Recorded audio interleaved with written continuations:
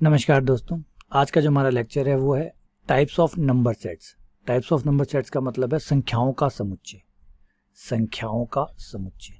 तो बेटा ये लेक्चर बहुत इंपॉर्टेंट है, थोड़ा ध्यान से देखिएगा और आनंद लीजिएगा। देखिए, संख्याओं का समुच्चय का क्या मतलब है। संख्याओं के कौन कौन से समुच्चय बन सकते हैं, और ये बहुत से प्रकार के समुच्चय बनते हैं और बच्चों को कन्फ्यूजन भी बहुत होता है कि किसको क्या कहते हैं, किसको क्या नहीं कहते। क्योंकि हम जब फलन पढ़ेंगे, हम जब संबंध पढ़ेंगे, जब हम और चीज़ें अवकलन, समाकलन, ये सब चीज़ें पढ़ेंगे तो संख्याओं के अलग अलग समुच्चय काम आते हैं। तो ये समुच्चय अलग अलग नाम से भी पुकारे जाते हैं।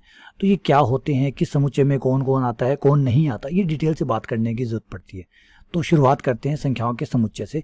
पहले समुच्चय से सबसे पहला समुच्चय, फर्स्ट वन होता है प्राकृत संख्याएं। प्राकृत संख्याओं का समुच्चय जिसे कहते हैं सेट ऑफ नेचुरल नंबर। ठीक है, और इसे हम दर्शाते हैं इस प्रकार से। ये डबल लाइन क्यों खींचे बेटा, ये जो संख्याओं के समुच्चय होते हैं, एन हो, आर हो, क्यू हो, इनमें हम डबल लाइन, एक्स्ट्रा एक लाइन और खींचते हैं ताकि एक नॉर्मल एन, जो क्योंकि हम गणित पढ़ते हैं, गणित में हम बहुत सारे सिंबल, बहुत सारे संकेत इस्तेमाल करते हैं। तो कैपिटल एन तो हम कहीं भी इस्तेमाल कर लेते हैं। कई बार गिनती में भी हम 1 2 3 4 लिखते लिखते लास्ट में कैपिटल एन लिख देते हैं। तो ये जो एक सामान्य कैपिटल एन और एक जो प्राकृत संख्याओं का समुच्चय वाला कैपिटल एन है, इन दोनों में थोड़ा सा फर्क रहना चाहिए। तो थोड़ा सा फर्क मेंटेन करने के लिए यहाँ पे डबल लाइन, आपने देखा होगा जो स्टैंडर्ड्स की बुक हैं उनमें देखा होगा एन को इस तरीके से डबल लाइन लिख दी जाती है। यहाँ डाल दो डबल लाइन, लास्ट में डाल दो, कहीं डाल दो, एक डबल लाइन एक्स्ट्रा पैदा करते ही ये समझ में आता है कि कोई नेचुरल, ये जो एन है ये कोई नॉर्मल एन नहीं है, ये बल्कि प्राकृत संख्याओं का जो समुच्चय है वो वाला एन है। ठीक है, और प्राकृत संख्याएं की जो समुच्चय है, उस समुच्चय में जो संख्याएं आती है वो है 1 2 3 4 5 एंड डैश डैश। ये अनंत तक जाता है। ये अपरिमित समुच्चय, अनंत, जिसमें अनंत अवयव होते हैं उसे अपरिमित समुच्चय कहते हैं। तो एन जो है वो एक अपरिमित समुच्चय है, ये एक इनफाइनाइट सेट है। ठीक है, अब यहाँ पे रिपीट करता हूँ, नेचुरल नंबर में बेटा 1 से काउंट होता है, इसलिए नेचुरल कहा गया है। नेचुरल का मतलब होता है जो प्रकृति में पाए जाते हैं। अब प्रकृति में जब आप काउंटिंग करेंगे, अगर मान लीजिए आप अपने भाई बहन को गिन रहे हैं तो कहाँ से गिनना शुरू करेंगे, 1 2 3 4। ठीक है, आपके घर में कितने कमरे हैं, 1 2 3 4 5 डैश डैश डैश, है ना। आपके पास कितनी किताबें, 1 2 3 4, यही काउंटिंग होगी। ऐसे ही गिनता शुरू करते हैं, 1 से शुरू करते हैं और फिर चलते रहते हैं जब तक वो खत्म नहीं हो जाती। तो ये नंबर जो है वो 1 से शुरू होते हैं। तो नेचुरल नंबर 1 2 3 4 इस तरीके से आगे बढ़ते हैं। अब नेचुरल नंबर जो है, इसमें अगर हम 0 और शामिल कर दें तो एक नया प्रकार का सिस्टम बन जाता है जिसे कहते हैं होल नंबर, पूर्ण संख्याएं, होल नंबर। देखिए, होल नंबर हम कब कहते हैं, मान लीजिए अगर जब आप गिनती गिन रहे हैं, आपके पास कोई किताब नहीं है, कोई किताब नहीं है, तो फिर गिनती में आप क्या बोलेंगे, एक तो नहीं बोल सकते, क्योंकि एक किताब कम से कम होती तो आप एक बोलते। लेकिन अगर कोई किताब नहीं है और आप काउंटिंग कर रहे हैं, आपकी मम्मी ने कहा कि गिनो अपनी कितनी किताबें, और आपने देखा कि आपके पास तो कोई किताब नहीं है, तो आप क्या कहेंगे अपनी मम्मी को, क्या जवाब देंगे। आप ये तो जवाब देंगे कोई किताब नहीं है। अगर वो पूछे कि नंबर में जवाब दो तो क्या देंगे, 0। तो पूर्ण संख्याएं जो होती है वो 0 से काउंटिंग शुरू होती है। अगर कोई भी नहीं है तो आप क्या बोलेंगे, तो 0 का शामिल होना ज़रूरी है, इसलिए 0 को इसमें मिक्स कर दिया गया। 0 1 2 3 4 5 एंड डैश डैश, ये हो जाते हैं होल नंबर। होल नंबर में 0 भी शामिल हो जाता है, लेकिन अभी भी नंबर जो है वो धनात्मक संख्याएं इसमें शामिल है, माइनस की संख्याएं अभी इसमें नहीं आई है। पूर्ण संख्याओं के बाद में जब हम आगे चलते हैं तो हमारे पास आते हैं पूर्णांक, पूर्णांक, इंटीजर, सेट ऑफ इंटीजर। ठीक है, और नाम भी देखिए, इनके जो नेचुरल नंबर है, नेचुरल नंबर फॉर एन है, एन से एन का लिया गया। पूर्ण संख्याएं से डब्ल्यू को लिया गया, और जो पूर्णांक है उसको हम z से दर्शाते हैं। और वैसे ही डबल लाइन, जैसे यहाँ पे भी एक इस तरीके से डबल लाइन दी जाती है। आप यहाँ दे सकते हैं, बीच में ऊपर दे सकते हैं, कहीं दे सकते हैं, बस ये है कि ये थोड़ा भिन्न दिखाई दे। जैसे सुग्रीव की बाली का जब युद्ध हुआ था तो भगवान राम ने, सुग्रीव थे, उनको ये माला पहना दी थी ताकि अंतर किया जा सके, क्योंकि दोनों भाई एक जैसे दिखते थे, दोनों भाई एक जैसे दिखते थे। तो दोनों में अंतर, कहीं वो बाण चलाएं और बाण कहीं सुग्रीव को लग गया तो दोनों भाई में अंतर पैदा करने के लिए उन्होंने माला पहना दी कि भाई तुम माला पहन के जाओ ताकि मैं पहचान कर सकूँ कि कौन बाली है कौन सुग्रीव है। तो सेम वैसे ही है, जेड में एक नॉर्मल जेड में और एक पूर्णांकों वाला जेड जो है समुच्चय, उसमें फ़र्क डालने के लिए मैंने जेड का इस्तेमाल कर दिया। इसमें बेटा 0 आता है, 1 2 3 4, और माइनस के भी आते हैं, -1 -2 -3 एंड सो ऑन। अब बेटा यहाँ आपके मन में आ रहा होगा कि सर बाकी सबके नाम तो उनके पहले अक्षर से लिए गए हैं, जैसे नेचुरल नंबर है तो एन से लिया गया है, पूर्ण संख्याएं हैं तो डब्ल्यू से लिया गया, पूर्णांकों का फिर आई से क्यों नहीं लिया गया, जेड से क्यों लिया गया। पहले आपको एक बात बताते हैं, इसको आई से भी दर्शा सकते हैं, कोई इशू नहीं है। एक बात, ठीक है, डबल यहाँ पे एक लाइन और खींच दीजिएगा, कोई भी इस लाइन को डबल कर दीजिए, इसको डबल कर दीजिए, किसी को भी डबल कर दीजिए, ताकि ये पता चल जाए कि ये संख्याओं का समुच्चय है। ठीक है, अच्छा, जेड नाम इसलिए दिया गया कि जरूरी नहीं होता ना बेटा कि सिर्फ अंग्रेजों ने सब कुछ किया हो। इस धरती पर जो दिया है वो सिर्फ अंग्रेजों ने दिया है, नहीं ना। यहाँ जर्मन्स भी है, यहाँ रशियन भी है, यहाँ इटालियन भी है, यहाँ और भी लोग हैं। सिर्फ अपन ये ना माने कि सिर्फ अंग्रेज ही हैं जो बस ब्रिटिश है, ब्रिटिश ने ये पूरी दुनिया को सब कुछ दिया है, नहीं, और भी देशों ने सब कुछ दिया है। तो ये जो पूर्णांक इंटीजर वाला सेट है ये बेटा जर्मन से आया है। जर्मन में इंटीजर को जहलेम कहते हैं, ये जर्मन शब्द है जहलेन, और जहलेन का जेड लिया गया है ना। तो याद रखिएगा, ऐसा नहीं होता कि सारा सब अंग्रेजों ने दिया है, बस अंग्रेजों ने जो कहा है उसी से सब कुछ चलता है, नहीं। कुछ चीज़ें और भी देशों ने दी है, और भी सभ्यताओं ने, और भी भाषाओं ने दी है, ठीक है ना। तो ये पूर्णांक है। पूर्णांक में बेटा माइनस भी आ गए, प्लस भी आ गए, और आपका जीरो भी आ गया। धनात्मक, ऋणात्मक और शून्य सभी प्रकार की संख्या इसमें आ गई। अब इसके यहाँ पे थोड़ा सा हम पार्टीशन कर लेते हैं। यहाँ दो पार्टीशन हो सकते हैं, एक तो पॉजिटिव इंटीजर, एक नेगेटिव इंटीजर, ठीक है। तो एक पार्टीशन यहाँ कर देते हैं, धनात्मक पूर्णांक, धनात्मक पूर्णांकों का समुच्चय। और इसको नॉर्मली बेटा ऐसे लिखा जाता है जेड, फिर ऊपर प्लस, प्लस का मतलब प्लस प्लस वाले, और प्लस वाले कौन कौन होंगे, 1 होगा, 2 होगा, 3 होगा, एंड डैश डैश डैश होगा, ठीक है। और इसी का एक फिर बन सकता है ऋणात्मक पूर्णांकों का, नेगेटिव वालों का, ऋणात्मक पूर्णांकों का समुच्चय। तो उसके लिए आप z माइनस का इस्तेमाल करेंगे, z ऊपर माइनस, और इसमें माइनस वाली संख्याएं होंगी, -1, -2, -3 एंड -4 एंड सो ऑन।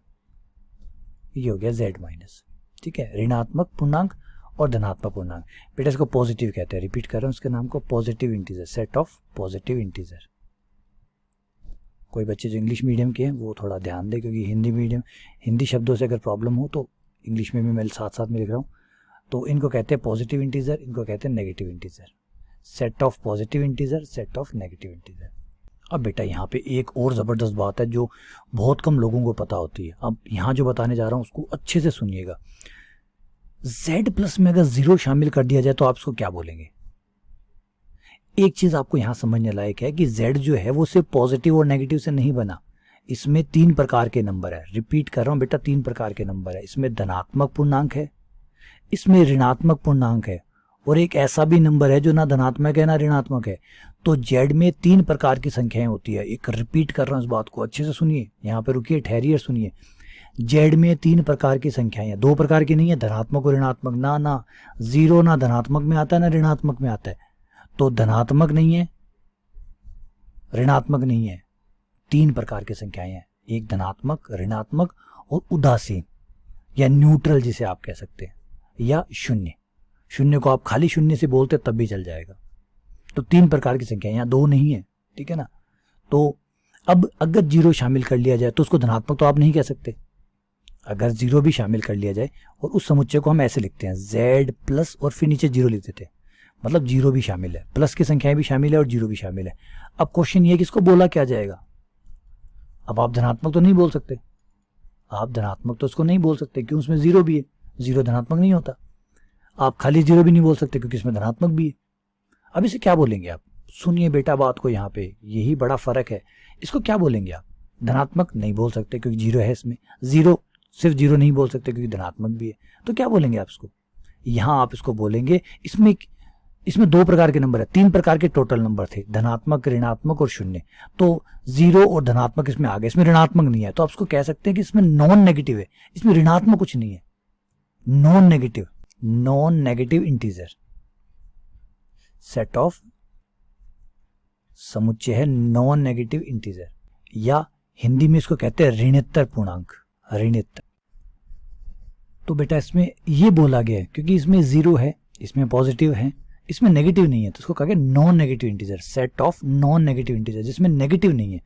अब हिंदी का शब्द इसका एक बहुत भारी शब्द है, वो है ऋणोत्तर पूर्णांक।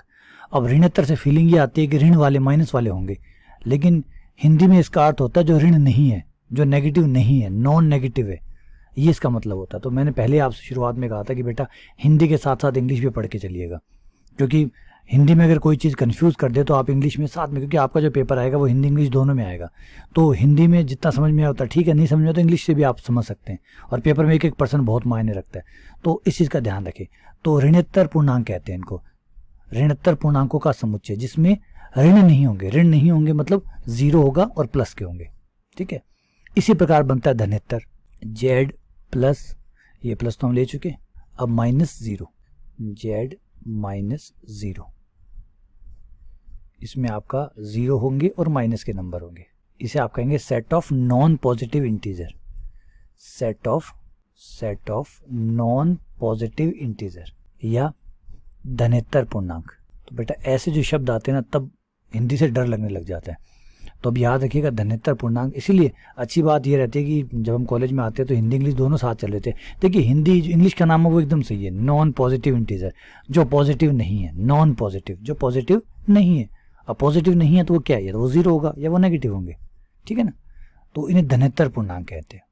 तो अब ये देख लीजिए, ये समुच्चय बन गए z प्लस मतलब सिर्फ प्लस के, z माइनस सिर्फ माइनस के, z प्लस 0, 0 भी है प्लस वाले भी हैं, 0 माइनस 0 वाले भी हैं और माइनस वाले भी हैं, ठीक है।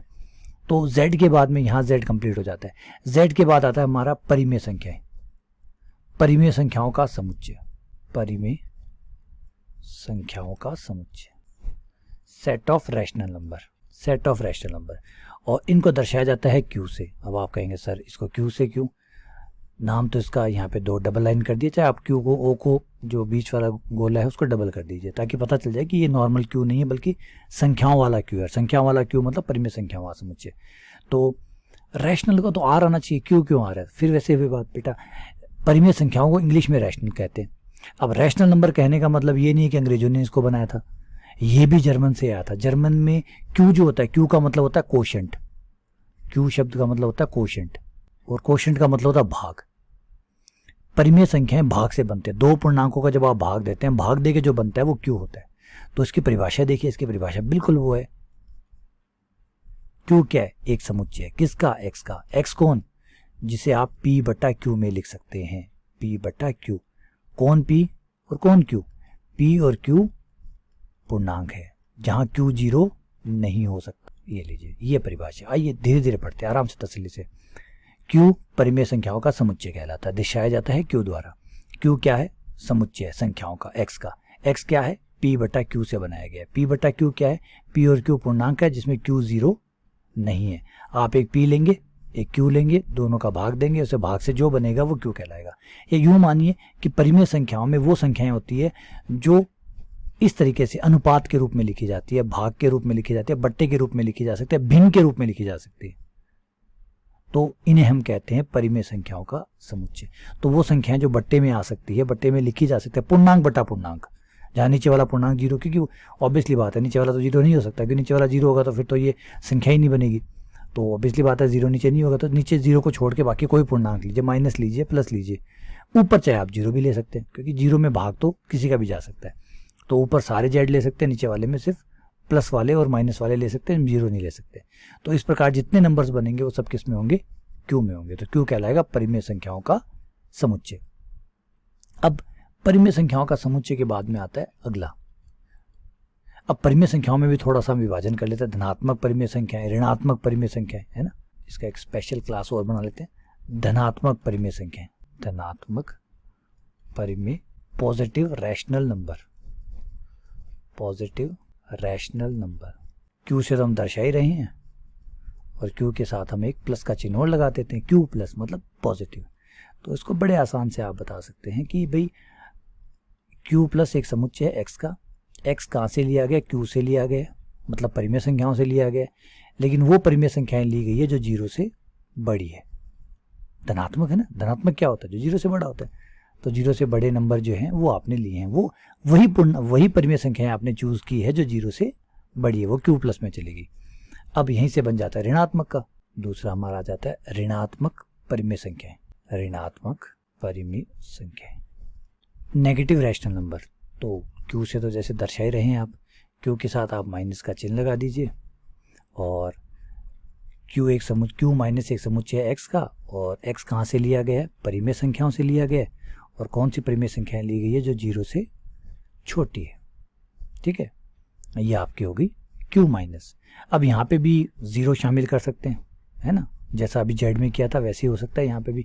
यहाँ पे भी आपके 2 नए सेट बन सकते हैं, एक तो है q प्लस 0। q प्लस 0 में क्या होगा, 0 भी शामिल हो जाएगा। तो q प्लस 0 में x होगा, x कहाँ से लिया जाएगा, q से लिया जाएगा। और इस बार x सिर्फ 0 से बड़ा ही नहीं बल्कि 0 के बराबर भी हो सकता है, 0 के बराबर भी हो सकता है, इसका मतलब 0 भी शामिल है। तो अब याद है आपको, ये हो गया आपका 0 शामिल होने की वजह से 0 भी हो गया और प्लस वाले भी हो गए, मतलब माइनस वाले नहीं हुए, तो ये हो गया non negative rational number. Non negative rational number, negative rational number. और हिंदी वाला जो नाम है वो है ऋणोत्तर परिमेय संख्याएं। ऋणोत्तर परिमेय संख्याएं। बेटा ये इंग्लिश वाले नाम भी साथ में थोड़े से पढ़ लीजिएगा, ऑब्वियसली बात है हिंदी मीडियम वालों को थोड़ी परेशानी आएगी, लेकिन कंपटीशन एग्जाम में एक एक नंबर बहुत मायने रखता है, छोटा छोटा नंबर भी गड़बड़ कर सकता है कहानी को। तो ऋणोत्तर में आप ऋण समझ बैठे हो, ऋण के हिसाब से काम करने गड़बड़ हो जाएगा, इसलिए थोड़ा सा इंग्लिश इतना बुरा नहीं है, आपने बीएससी की हुई है, आप इसके साथ आराम से कंफर्टेबल हैं इतना। तो ऋणोत्तर परिमेय संख्याएं, ऋणोत्तर परिमेय संख्याएं, ठीक है। चलिए अब Q का एक और बन सकता है फिर, Q माइनस 0, Q माइनस 0। इसमें क्या होगा, इसमें सारे x होंगे। x कौन है, x वो है जो परिमेय संख्या है। कौन सी परिमेय संख्या है, जो 0 से छोटी एवं 0 के बराबर है। 0 से छोटी भी चल जाएंगी और 0 के बराबर भी चली जाएंगी। इसका मतलब है क्या नहीं होगा, माइनस के होंगे, 0 होंगे, प्लस नहीं होगा। प्लस नहीं होगा इसका मतलब नॉन पॉजिटिव, पॉजिटिव नहीं है, नॉन शब्द का मतलब नहीं है, नॉन पॉजिटिव रैशनल नंबर, या फिर धनेतर परिमेय संख्या, जो धन नहीं है। परिमेय संख्या है परंतु धन नहीं है। धन नहीं है इसका मतलब 0 है और नेगेटिव है, ठीक है। ये Q माइनस हो गया। तो चलिए उम्मीद करता हूँ यहाँ तक तो आपको कोई परेशानी नहीं होगी। अब बेटा एक प्रकार का और ज़बरदस्त संख्याएं होती है जिसको कहते हैं अपरिमेय संख्याएं। अपरिमेय संख्याएं, इन्हें कहते हैं इरेशनल नंबर। इरेशनल नंबर, अपरिमेय संख्याएं, ये बहुत ज़्यादा होती, बहुत ज़्यादा होती है, लेकिन जितनी ये ज़्यादा होती है उतना ही हमें इसके बारे में कम पता है। जैसे अपनी पृथ्वी का एग्जाम्पल ले लीजिए। हमारी पृथ्वी का हमने बचपन में स्कूलों में पढ़ाया जाता कि 29% हिस्से पे धरती है और 71% पे पानी है। और इसका मतलब 29% जो पार्ट है, जो ज़मीन है, उसको तो हम लगभग जानते हैं, लगभग जानते हैं, मान लीजिए 100% ही मान लीजिए 100% जानते हैं।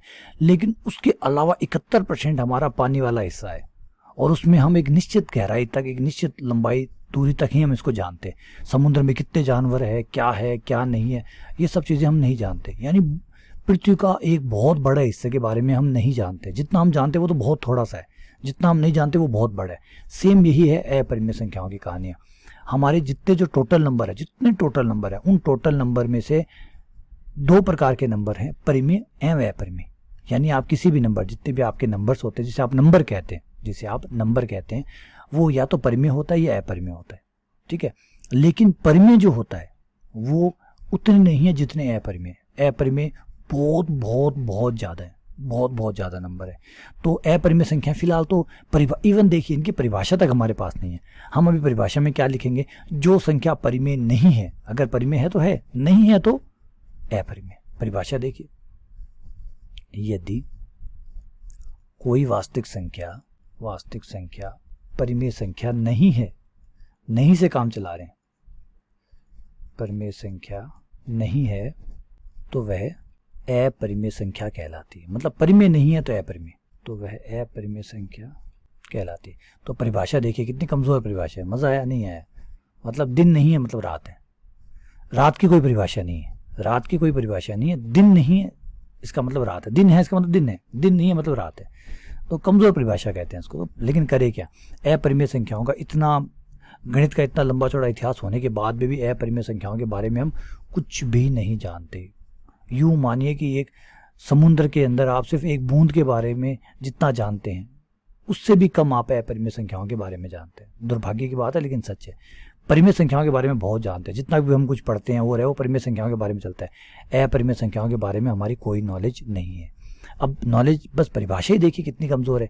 अगर x क्यू में है, अगर x क्यू में है तो वो परिमेय है, अगर x क्यू में है तो क्यू में है, क्यू में नहीं है तो फिर वो, तो x परिमेय, क्यू में है मतलब परिमेय संख्या है, परिमेय संख्या है। और अगर क्यू में नहीं है तो कुल मिला के क्यू को ही चेक करना है, तो x फिर अपरिमेय। और बेटा कोई भी संख्या कॉमन नहीं हो सकती, कोई भी एकमात्र संख्या ऐसे नहीं है जो परिमेय और अपरिमेय दोनों है। अगर परिमेय है तो परिमेय है, नहीं है तो अपरिमेय। ये दोनों एक दूसरे से बिल्कुल अलग है। जो परिमेय है सो है, नहीं है तो ऑटोमेटिकली वो अपरिमेय, क्योंकि संख्याएं दो ही प्रकार की है, परिमेय अपरिमेय। तो वास्तविक संख्याएं दो भागों में बढ़ती है। तो जो पूरी वास्तविक संख्याएं होती है वो सिर्फ दो भागों में बढ़ती है, या तो वो परिमेय होती है, नहीं है तो फिर वो अपरिमेय होती है। चलिए वास्तविक संख्याओं की बात और कर लेते हैं, फिर इसके ऊपर वापस आएंगे। वास्तविक संख्याएं जिनके हम रियल नंबर बोलते हैं, रियल नंबर, और इन्हें कैपिटल आर से हम दर्शाते हैं, कैपिटल आर। ये संख्या इतनी ज़्यादा होती है कि इनके बारे में 1 बाय 1 करके नहीं बताया जा सकता, इसलिए इनको कहते हैं भाई माइनस अनंत से लेकर प्लस अनंत तक जितनी भी संख्याएं हो सकती हैं, इनके बीच में जितनी भी संख्याएं हो सकती हैं, सोच सकते हैं, बना सकते हैं, देख सकते हैं, वो सब है। या अगर आप समुच्चय में लिखना चाहते हैं तो ऐसे लिखिए, एक्स संख्या है जो माइनस अनंत से बड़ी है और प्लस अनंत से छोटी है। ये लीजिए, ये परिभाषा है। तो माइनस अनंत और प्लस अनंत के बीच में जितने नंबर हो सकते हैं, जो भी बनाए जा सकते हैं, वो सब के सब रियल नंबर है। तो ये रियल नंबर इतना बड़ा होता है। अब पूरा रियल नंबर जो होता है, ये जो पूरी रियल लाइन होती है, उसको रियल लाइन कहते हैं, वास्तविक संख्या रेखा कहते हैं, वास्तविक संख्या रेखा, रियल लाइन कहते हैं इसको, क्योंकि इसको एक रेखा के तौर पे दर्शाया जाता है। यहाँ पे अनंत होता है, माइनस वाला खुला छोड़ दिया, इस तरफ प्लस अनंत होता है, क्योंकि ये दोनों शामिल नहीं है, ना तो ये शामिल है ना ये शामिल है, इसके बीच वाले सारे नंबर शामिल है। अब आपको ये जो लाइन नज़र आ रही है, इस लाइन को अगर आप ये देखें, वाइट डॉट है, ये सफ़ेद डॉट है। ये जो सफ़ेद डॉट है, जितने भी सफ़ेद डॉट है बेटा, ये सफ़ेद डॉट, हर सफ़ेद डॉट या तो परिमेय है, परिमेय नहीं है तो अपरिमेय। समझ रहे हैं? हर डॉट जो है, जितने भी ये लाइन जिन बिंदुओं से मिलके अगर मैं जूम करूं तो आपको ये पॉइंट अगर नजर आए तो हर पॉइंट या तो परिमेय है या फिर अपरिमेय। ये यूं समझिए, मैं कलर के हिसाब से बात कर लेता हूं कि इस लाइन के जितने भी वाइट पॉइंट्स है, उन वाइट पॉइंट्स पे या तो येलो कलर होगा, परिमेय होगा तो येलो कलर होगा, ठीक है, और अगर अपरिमेय है तो ब्लू कलर होगा। लेकिन कोई भी पॉइंट ऐसा नहीं होगा जो दोनों कलर में होगा। हर पॉइंट या तो येलो कलर में होगा या ब्लू कलर में होगा। हर पॉइंट, इसके जितने पॉइंट आपको नजर आ रहे हैं, हर पॉइंट का कलर जो होगा वो या तो येलो होगा, जितने पॉइंट्स इसमें है उन पे या तो येलो कलर है, और येलो नहीं है तो उन पे ब्लू कलर है।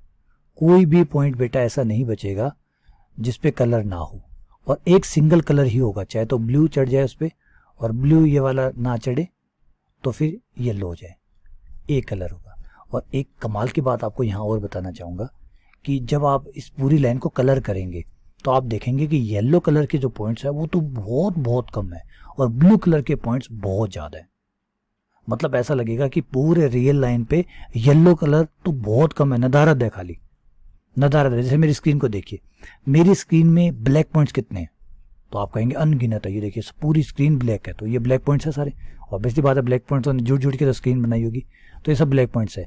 और जहाँ जहाँ मैंने लिखा है वो व्हाइट पॉइंट्स है। तो सोचिए व्हाइट पॉइंट्स कितने हैं, ब्लैक कितने हैं, तो आप कहेंगे ब्लैक तो बहुत है, व्हाइट पॉइंट तो गिनी चुनी है। तो बिल्कुल ऐसा ही है, परिमेय संख्याएं बहुत कम है, बहुत कम, और अपरिमेय संख्याएं बहुत ज़्यादा है, ठीक है ना। जैसे आप एक समुद्र का एग्जाम्पल ले सकते हैं। एक समुद्र में जो नमक के कण है वो परिमेय संख्याएं मान लीजिए, और जो पानी के कण है, जो शुद्ध पानी है, वो अपरिमेय संख्या है। तो इतना ज़्यादा है, अपरिमेय संख्याएं बहुत ज़्यादा है, बहुत ज़्यादा है, ठीक है ना। लेकिन दोनों को मिलाने पे हमारा पूरा रियल नंबर तैयार होता है। अब इसी देखिए, परिभाषा में हमने बेईमानी नहीं की इनके साथ बेचारों के साथ बहुत नाइंसाफी हुई है। परिमेय संख्याओं को कहा गया क्यू, अपरिमेय संख्याओं को कोई प्रतीक चिन्ह तक नहीं दिया गया। इनको कभी तो कहा जाता है क्यू सी मतलब क्यू का कॉम्प्लीमेंट। क्यू का कॉम्प्लीमेंट मतलब आर में से क्यू को निकाल दीजिए, जो बच गया वो अपरिमेय संख्याएं हैं। और कई बार इनको आर माइनस क्यू कहा जाता है, मतलब एक सिंगल नाम तक इनको ढंग से नहीं दिया गया, प्रतीक चिन्ह तक नहीं दिया गया। क्यों? क्योंकि ज़्यादा पता ही नहीं है ना, ज़्यादा जिस चीज़ के बारे में पता ही नहीं है तो उसके बारे में नाम रख के क्या फ़ायदा। तो नाम बस ऐसे अधूरा सा नाम दिया गया, अपरिमेय संख्या क्यू सी, क्यू के ऊपर पावर सी लिख दी, सी का मतलब होता है कॉम्प्लीमेंट, कॉम्प्लीमेंट का मतलब होता है पूरक, और पूरक का मतलब होता है कि आर में जो सारे नंबर है उन सारे नंबर में से परिमेय संख्याएं निकाल दीजिए, क्या बच जाएगा? अपरिमेय संख्या बच जाएगा। तो ठीक है ना। यहाँ पे थोड़ी सी बातें आपको बताना चाहूँगा और कि क्यू में और आर माइनस क्यू में कुछ भी कॉमन नहीं है। क्यू में और आर माइनस क्यू में कोई अवयव, कोई संख्या कॉमन नहीं है, कोई संख्या उभयनिष्ठ नहीं है, कॉमन नहीं है। ये बेटा याद रखिएगा बात को, ऐसा ना सोच लिएगा कोई नंबर ऐसा भी है जो दोनों में आता हो, नहीं, कोई संख्या उभयनिष्ठ नहीं है। और जब आप दोनों को मिलाएंगे, इकट्ठा करेंगे एक साथ, इससे इस वाले समुच्चय को Q वाले को और R माइनस Q वाले समुच्चय को जब आप इकट्ठा कर देंगे और एक साथ लिखेंगे तो आपका क्या बन जाएगा, वापस पूरा का पूरा R तैयार हो जाएगा। जब दोनों को मिला लेंगे, मिक्स कर देंगे, Q भी मिक्स कर देंगे, मतलब वो जो येलो वाले पॉइंट है, वो जो ब्लू वाले पॉइंट है, दोनों को इकट्ठा कर लेंगे तो पूरा का पूरा R आपका तैयार हो जाएगा। आई बात समझ में? अब कुछ R माइनस Q का मैं एग्जाम्पल आपको दे देता हूँ। R माइनस Q में कुछ एग्जाम्पल होता है √2, √3, पाई, E एंड डैश डैश। ये जो नंबर है, E फॉर आइलर नंबर, तो ये जो नंबर है, ये नंबर अपरिमेय संख्याएं हैं और बहुत अपरिमेय संख्याएं हैं। मैंने पहले ही बता दिया, जितनी परिमेय संख्याएं उससे बहुत बहुत ज़्यादा है। मैं गुणा करके नहीं बता सकता, 10 गुणा है, 50 गुणा है, 1000 गुणा है। आप किसी भी नंबर से गुणा कर लीजिए, उससे भी ज़्यादा है। कितने भी नंबर से गुणा कर लीजिए, उससे भी ज़्यादा है, इतने हैं। और अब आपकी नॉलेज की देखिए, हमारे आपके नॉलेज की हंसी दिलाता हूँ कि हमारी इसके प्रति नॉलेज कितनी कम है। हमें पता है पाई एक अपरिमेय संख्या है, हमें पता है कि ई एक अपरिमेय संख्या है, हमें दोनों पता है, पाई और ई अपरिमेय संख्या, कोई डाउट नहीं है, दोनों के दोनों अपरिमेय संख्या है। लेकिन आज तक हमें ये नहीं पता चला कि पाई प्लस ई क्या है, परिमेय है कि अपरिमेय। सोचिए, हमारी नॉलेज की एक अंदाजा लगा के देखिए हमारी नॉलेज कितनी है। हमें पता है पाई अपरिमेय, हमें पता है ई अपरिमेय है, दोनों अपरिमेय है, लेकिन इनका जोड़ अपरिमेय होगा या परिमेय होगा आज तक हमें नहीं पता। आज तक कोई इस बात को प्रूफ नहीं कर पाया कि पाई प्लस ई क्या है, और प्रूफ के बिना हम मानते नहीं है। कहने से तो हम किसी के नहीं मानते कि कोई अल्बर्ट आइंस्टाइन आके कह दे कि पाई प्लस ई अपरिमेय होता है। प्रूफ मैथ्स है बेटा, प्रूफ से चलती है, बिना प्रूफ दिए तो यहाँ कुछ होता ही नहीं है। तो आज तक हमें इसके बारे में नहीं पता चला कि ये क्या है। तो सोचिए, जब हमें बेसिक बातें ही नहीं पता तो हमारी नॉलेज कितनी रही होगी अपरिमेय संख्याओं के बारे में। तो हमने इसके साथ दुर्व्यवहार क्यों किया, वो इस वजह से, क्योंकि जानते ही नहीं इसके बारे में। तो उम्मीद करता हूँ कि ये बात आपको समझ में आ गई होगी। चलिए थोड़ा सा और इनके बारे में बात कर लेते हैं। अब थोड़ा सा एक चित्र डालते हैं, उस चित्र से थोड़ी सी चीज़ों को और समझते हैं। तो आइए एक डायग्राम से और बात कर लेते हैं। देखिए, जो अभी तक हमने पढ़ा है, सबसे पहले होते हैं नेचुरल नंबर।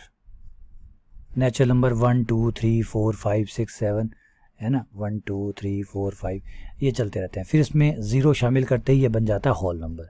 फिर इसमें माइनस के नंबर और ऐड कर दें, -1 -2 -3 -4, इनको ऐड करते ही ये बन गए हमारे इंटीजर, पूर्णांक। ठीक है, ये हो गए हमारी प्राकृत संख्याएं, ये हो गई हमारी पूर्ण संख्याएं, ये हमारे हो गए पूर्णांक। और पूर्णांकों में जब बट्टे के नंबर डाल देते हैं, जैसे 3/2 5/2, इनको भी शामिल कर लिया तो हमारे बन गए रैशनल नंबर। और जो रैशनल नंबर है सो है। अब जो रैशनल नंबर नहीं है, जो यहाँ नहीं है, ब्लू वाले पार्ट में नहीं है, इधर वाले हिस्से में नहीं है, नहीं है इसका मतलब है फिर वो कहाँ है, या तो वो इधर है या तो वो इस हिस्से में, इस हिस्से में है तो वो रैशनल है, अगर यहाँ है तो वो रैशनल है, और यहाँ है तो वो इरैशनल है। लेकिन ये लाइन भी नहीं है, देखिए ये लाइन जो मैंने बनाई है ना, ये भी धुंधली है, ये लाइन भी धुंधली है, इतनी गहरी। अगर आपको ये सोचें कि ये लाइन पे आ गया, ये रैशनल भी है इरैशनल भी है, ना बेटा ऐसा कुछ नहीं है। कोई भी नंबर ऐसा नहीं हो सकता जो दोनों हो, या तो वो ब्लू होगा या फिर वो ग्रीन होगा। ठीक है, चलिए ये बात समझ में आ गई। और ये पूरा का पूरा बन जाता है रियल नंबर आपका R। ये सारे रियल नंबर है। ठीक है, तो ये बात समझ में आ गई। चलिए आगे बढ़ते हैं। उसके बाद में हमारा आता है complex number. Complex number C, सम्मिश्र संख्याएं, सम्मिश्र संख्याएं, कॉम्प्लेक्स नंबर।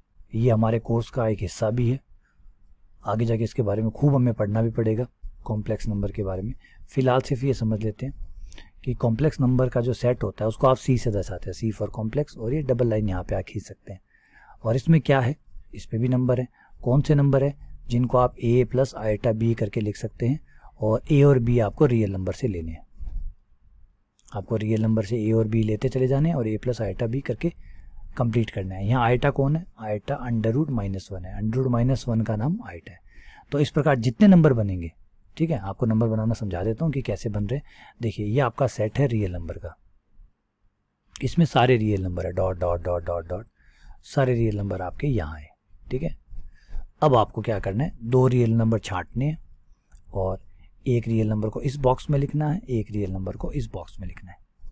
ठीक है, 2 रियल नंबर उठाने हैं और एक को इस बॉक्स में और एक को इस बॉक्स में लिखते चले जाना है। और फिर जितने बने, जितने कॉम्बिनेशन बने, सारे कॉम्बिनेशन बना लीजिए और इस सारे कॉम्बिनेशन को क्या कीजिए, एक सेट में इकट्ठा कर लीजिए जिसका नाम होगा C, कॉम्प्लेक्स नंबर। अब बहुत सारे बनेंगे, ऑब्वियसली बात है। सोचिए, कभी आप यहाँ 1 रखेंगे, यहाँ 2 रखेंगे, यहाँ 2, यहाँ 3, यहाँ 4, यहाँ 5, यहाँ 7, यहाँ 2, यहाँ 2, यहाँ 0, यहाँ 1, यहाँ 3, सारे बनेंगे, सारे। इवन वो भी बनेंगे जो रियल नंबर में है, वो भी सारे यहाँ आ जाएंगे। कैसे?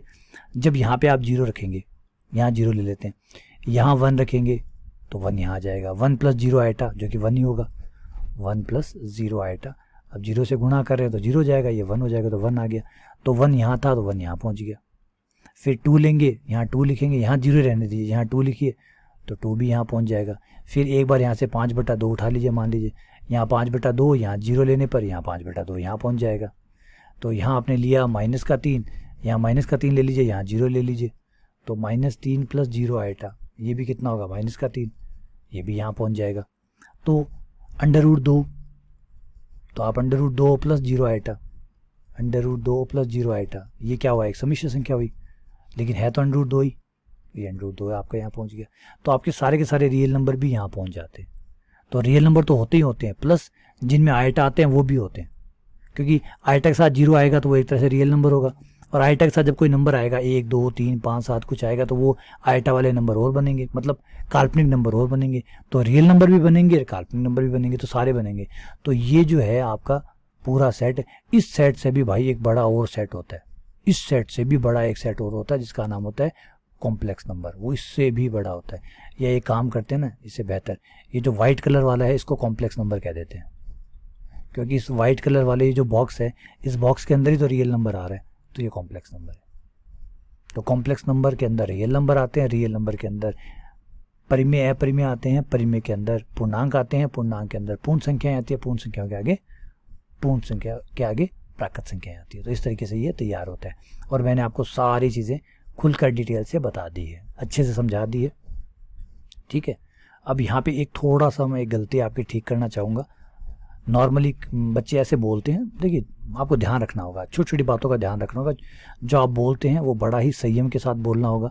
कई बार लोग ये कहते हैं कि होल नंबर ज़्यादा है, नेचुरल नंबर कम है, इंटीजर उससे भी ज़्यादा है। ना बेटा, ये बात कभी मत बोलिएगा कि ये कम है, ये ज़्यादा है, ये कम है, ये ज़्यादा है, ऐसी बातें कभी मत बोलिएगा। रिपीट कर रहा हूँ, आइए थोड़ी सी बात आपको यहाँ पे मैं समझाता हूँ। देखिए, ये हमारा था नेचुरल नंबर का सेट, ये है आपका Z, और मैं पूर्ण संख्याएं भूल गया। पूर्ण संख्याएं ये थी 0, 1, 2 एंड डैश डैश। फिर परिमेय संख्याएं थी जिसमें बट्टे भी आ गए और पूर्णांक भी आ गए, है ना, सारे आ गए, P/Q टाइप से सारे नंबर आ गए, ठीक है। और फिर आपका रियल नंबर आ गया जो कि -अनंत से +अनंत तक सभी संख्याओं को कवर करता है। अब बेटा यहाँ पे जो आप बोलते हैं, ऑब्वियसली बात है, नॉर्मली आप ये आपको साफ लग रहा है। क्यों लग रहा है आपको? ये लग रहा है कि देखिए n के पास 1, 2, 3, 4 है और z के पास -1, -2 ये हैं, 0 हैं। तो देखिए 1, 2, 3, 4 यहाँ इसमें भी है, ये इसमें भी है, तो एटलीस्ट n से तो ये बड़ा हुआ। और बड़ा क्या आपको लग रहा है? डबल होगा, डबल से भी एक ज़्यादा होगा क्योंकि 0 और है। तो जितने प्लस के हैं उतने माइनस के भी हैं, प्लस 0 भी है। तो ऑब्वियसली बात है n के पास ज़्यादा व्यू है, z के पास n से भी ज़्यादा है, और z से ज़्यादा q के पास है। q में ये भी आ जाएंगे, और 1/2, 5/7 ये सब भी आ जाएंगे। तो q के पास और भी ज़्यादा है, और r के पास तो और भी ज़्यादा है। क्यों? क्योंकि r के पास तो √2, √3 ये सब भी आएंगे। तो बेटा यहाँ पे मैं एक ठीक करना चाहूँगा कि ऐसा नहीं है, बिल्कुल भी ऐसा नहीं है। जो आपको दिख रहा है, जो दिख रहा है वो हमेशा सच हो ऐसा ज़रूरी नहीं है। जो आपको दिखता है वो सच हो ये ज़रूरी नहीं है, क्योंकि हमारी आँखें हमें धोखा देती है। हमारा लॉजिक जो है वो हमें, क्योंकि हम हमेशा जानते हैं कि हमारी आंखें जो है वो इतना साफ चीज़ों को नहीं समझा सकती जितना हमारा दिमाग समझा सकता है। क्योंकि दिमाग के पास है तार्किक क्षमता, लॉजिक की क्षमता, समझने की क्षमता, जो हमें समझाता है। अब यहाँ पे मैं आपको एक बात बताऊंगा जो आपको बड़ी अजीब लगेगी। वो ये है कि नेचुरल नंबर उतने ही हैं, ऑर्डर ऑफ नेचुरल नंबर। मतलब अगर नेचुरल नंबर को आप गिने, पूर्ण संख्याओं को आप गिने, और पूर्णांकों को आप गिने, और परिमेय संख्याओं को आप गिने, तो ये गिनती में बराबर है। इनमें बराबर अवयव है, इन चारों में बराबर अवयव है। अब आप साफ कहोगे सर ऐसा थोड़ी है, हमारे यहाँ के धोखा थोड़ी दे रही है कि साफ दिख रहा है कि ये देखिए 1, 2, 3, 4 यहाँ है, 1, 2, 3, 4 यहाँ है, और माइनस के यहाँ और है। तो ऑब्वियसली बात है जेड बड़ा है, और W तो साफ दिख रहा है कि 1 2 3 4 जो n में है वो है, प्लस 0 भी है, तो W से भी बड़ा होगा, ठीक है, और W से बड़ा Z होगा, Z से बड़ा Q होगा, और Q से बड़ा R होगा। तो बेटा नहीं नहीं, बिल्कुल गलत, ये चारों के चारों बराबर है। अब आप जानना चाहते हैं कि ये क्यों बराबर है, तो बेटा ये एमएससी का टॉपिक है। जब आप एमएससी में आएंगे, आपका स्वागत है, जब भी कभी आप एमएससी करें तो देखिएगा, मैं आपको बताऊंगा। एमएससी प्रीवियस में हमारा एक टॉपिक है जिसका नाम है मेजर थ्योरी। मेजर थ्योरी का मतलब होता है नापना, मापना। हम समुच्चयों को नापते हैं कि कौन बड़ा है कौन छोटा है। तो उसको समझने के लिए ये बात जो आपका तर्क है इसको मैं थोड़ा समझाना चाहूँगा। मान लीजिए 2 धावक है, 2 रेस है जो रेस कर रहे हैं, एक का नाम है ए, एक का नाम है बी, और आपने क्या किया, इस तरीके से चुना कि सबसे सुस्त आदमी इस धरती का, उसको चुना ए पे, और जो सबसे ज़्यादा हुसैन बोल्ट सबसे तेज दौड़ता है तो आपने बी पे हुसैन बोल्ट का रखा है, ए पे वो सबसे सुस्त आदमी है उसको ए पे रखा है, और जो हुसैन बोल्ट है उसको बी पे रखा है, और आपने रेस शुरू कर दी कि भागो। ऑब्वियसली बात है हुसैन बोल्ट उससे काफ़ी आगे निकल जाएगा। अब आपने क्या किया, आपने जो फिनिश लाइन थी वो हटा दी, फिनिश लाइन को उठा के ले गए, ये यूं मानिए उस पर कलर करवा दिया फिनिश लाइन पे, फिनिश लाइन को हटा दिया। अब बताइए कौन जीता कौन हारा। या फिर एक काम कीजिए, एक गोल चक्कर के ऊपर उनको भागने दीजिए और वहां कोई फिनिश लाइन मत रखिए, भागने दीजिए, तो क्या होगा, कौन जीतेगा, हुसैन बोल्ट जीतेगा या वो सबसे सुस्त आदमी जीतेगा? तो जवाब है कोई नहीं जीतेगा। क्यों? जीतने को तय कौन करता है, कौन जीता इस बात को तय कौन करता है, फिनिश लाइन। तो जो फिनिश लाइन पे पहुंचेगा वो जीतेगा। और आपने यहाँ पे क्या किया, फिनिश लाइन को उठा के अनंत पे रख दिया, फिनिश लाइन को उठा के अनंत पे रख दिया। अनंत का मतलब फिनिश लाइन कभी नहीं आएगी, कभी नहीं आएगी, तो इन दोनों के बीच की दूरियां बढ़ती रहेगी। ये सुस्त है बेचारा, तो ये मान लीजिए 1 घंटे बाद में 2 किलोमीटर पहुंचा, ये मान लीजिए 200 किलोमीटर पहुंच गया, दोनों के बीच में 198 किलोमीटर का गैप आ गया, गैप बढ़ता रहेगा इनके बीच में, सुस्त है इसलिए गैप बढ़ता रहेगा, गैप बहुत होगा, लेकिन जीता कौन? जवाब ये दीजिए, जीता कौन? क्योंकि जब तक फिनिश लाइन पार नहीं करेगा तब तक जीतेगा नहीं, और फिनिश लाइन जो है वो अनंत पे चली गई। तो बताइए हुसैन बोल्ट जीता या ये जीता? बीच का गैप से आप नहीं कर सकते। शुरुआत में जब रेस चल रही होती है तो क्या जो सबसे पीछे रहता है उसे हम हारा हुआ मान लेते हैं? नहीं मानते ना। फिनिश लाइन पे जब पहुंचता है उसी को ही विनर माना जाता है, फिनिश लाइन पे पहुंचने के बाद ही विनर तय होता है। बीच रेस के दौरान, बीच रेस में हम तय नहीं करते कि कौन जीता कौन हारा, चाहे कोई पीछे भाग रहा हो चाहे कोई आगे भाग रहा हो। जब तक फिनिश लाइन पार नहीं करता तब तक विनर घोषित नहीं होता। फिनिश लाइन यहाँ है नहीं तो विनर कोई होगा नहीं, बीच का गैप है वो चेंज होता रहे, क्या फर्क पड़ता है। तो यही प्रॉब्लम यहाँ पे बेटा। एन के पास भी अनंत अवयव है, गिन लीजिए 1 2 3 4 डैश डैश अनंत अवयव। जेड के पास भी अनंत अवयव, सबके पास अनंत अवयव है। तो अब आप अनंत अनंत में कैसे बता सकते हैं कि ये वाला अनंत बड़ा है, ये वाला अनंत छोटा है, ये वाला अनंत बड़ा है? नहीं, आप नहीं बता सकते। इसलिए ये सारे के सारे अनंत, ये चारों प्रकार के अनंत एक जैसे हैं, चारों प्रकार के। ये देखिए, मैं इसकी और गहराई में नहीं जाना चाहता, बाकायदा इसका प्रूफ है। एक गणितज्ञ थे जिनका नाम था जॉर्ज कैंटर, उन्होंने इसका जबरदस्त प्रूफ दिया था कि ये चारों चीज़ें बराबर है, और आपके दिमाग को वो हिला के रख देती है जब आप उनका प्रूफ पढ़ते हैं कि ये चारों कैसे बराबर है। ठीक है, हाँ। अच्छा, इसमें मैंने रियल नंबर का जिक्र क्यों नहीं किया? रियल नंबर इनसे अलग है, रियल नंबर इससे ज़्यादा है, रियल नंबर इनसे ज़्यादा है, रियल नंबर पूर्णांकों से ज़्यादा है, और ज़्यादा ही नहीं बहुत ज़्यादा है। अब आप कहेंगे सर यहाँ तो आप फिर अपनी बात को काट रहे हो, अभी आपने कहा था कि अनंत अनंत है तो फिर ये इससे ज़्यादा कैसे हुआ? तो बेटा अनंत में भी 2 कैटेगरियाँ होती है, एक होती है गणनीय जो गिनी जा सकते हैं उस टाइप का अनंत, और एक होता है जो नहीं गिना जा सके उस टाइप का अनंत। जैसे तारे हैं, तारे अनंत है, तारे अनंत, आप तारे को गिनते जाइए वो अनंत है, ठीक है, लेकिन गिन पा रहे हैं आप 1 तारा 2 तारा 3 तारा 4 तारा 5 तारा, इस तरीके से आप गिन पा रहे हैं। लेकिन एक दूसरे प्रकार के अनंत और होते हैं जो अनकाउंटेबल होते हैं, जिन्हें गिना नहीं जा सकता, आप गिन भी नहीं पाओगे, इतने ज्यादा है वो जिनको गिन भी नहीं पाओगे, वो है रियल नंबर टाइप के। तो रियल नंबर जो है वो नेचुरल नंबर से ज्यादा है, वो एक दूसरे प्रकार का अनंत है जिसे कहते हैं अनकाउंटेबल इन्फिनिटी, अगणनीय, जिसे गिना नहीं जा सकता उस टाइप का अनंत। ये है गिना जा सकने वाला अनंत। इनको शब्द कहा गया अल्फ, इनके लिए एक शब्द बनाया गया जिसका नाम है अल्फ। अल्फ अल्फ अनंत काउंटेबल टाइप के, जो गिनी जा सकते हैं उस टाइप के अनंत को दर्शाने के लिए शब्द का अल्फ शब्द कहते हैं उसको, अल्फ। ये है गिने जा सकने वाली अनंत, और ये है न गिने जा सकने वाले अनंत। ये कितने होते हैं? ये इतने होते हैं, 2 टू दी पावर अल्फ, इतने होते हैं। ये दूसरे प्रकार के अनंत है जो कि इतने ज्यादा हैं जिनको गिना भी नहीं जा सकता। तो ये बहुत गहरा टॉपिक है, हम इसके ऊपर ज़्यादा बात नहीं करना चाहते। हम सेकंड ग्रेड फर्स्ट ग्रेड ये जो हमारा जो तैयारी है वो उससे बाहर निकल जाएंगे, तो हम उससे बाहर नहीं बात करेंगे। तो चलिए हम एक बार यहीं पे अपने आप को स्टॉप करते हैं। बात जितनी थी वो नेचुरल नंबर वाले आपको समझा दी। जब आप कभी एमएससी में आएंगे तो इनके ऊपर खुल के बात करेंगे, खूब डिस्कशन करेंगे, ठीक है। फिलहाल तक तो आप यहीं पे सीमित रखते हैं। तो हमारे पास जो संख्याओं का समुच्चय है वो n है। n के बाद w आता है ना, ये आपने यहाँ से पढ़ा n 1 2 3 4 5, फिर आता है w पूर्ण संख्याएं, पूर्ण संख्याओं के बाद पूर्णांक आते हैं। पूर्णांकों में भी कई होते हैं, धनात्मक पूर्णांक, ऋणात्मक पूर्णांक, ऋणोत्तर पूर्णांक, धनोत्तर पूर्णांक। परिमेय संख्याएं, परिमेय संख्याओं में भी दो प्रकार होती है, धनात्मक, ऋणात्मक, और फिर में भी उनमें जीरो शामिल कर देते हैं तो धनोत्तर परिमेय संख्याएं, ऋणोत्तर परिमेय संख्याएं, ठीक है। फिर अपरिमेय संख्याएं होती है, जो परिमेय नहीं है वो अपरिमेय है, ठीक है। और फिर वास्तविक संख्याएं आ जाती है। वास्तविक संख्याओं में सारे प्रकार की संख्याएं वास्तविक संख्याओं में डाल दी गई। फिर आते हैं जिसमें इमेजिनरी नंबर और शामिल कर लेते हैं तो बन जाता है हमारे पास कॉम्प्लेक्स नंबर या सम्मिश्र संख्याएं, जिसमें हमने काल्पनिक संख्या, वास्तविक को तो लिए ही लिया प्लस काल्पनिक को भी शामिल कर लिया। तो इस तरीके से हमारे समुच्चय तैयार होते हैं। बाकी इनकी गहराई में हम नहीं पकड़ेंगे ज़्यादा, क्योंकि वो फिर ये बहुत लंबा है। ये देखिए, इसीलिए मैंने इस टॉपिक का ऊपर ऊपर आपने नाम देखा सेट थ्योरी। ये पूरी थ्योरी है, पूरी एक ब्रांच है मैथमेटिक्स की, है ना। लेकिन हमें अपने आप को कहीं तो रोकना ही पड़ेगा। तो फिलहाल ये है कि हम इतना ही पढ़ के यहाँ पे अपने आप को रोक दें, ठीक है। चलिए, बहुत बहुत धन्यवाद, शुक्रिया।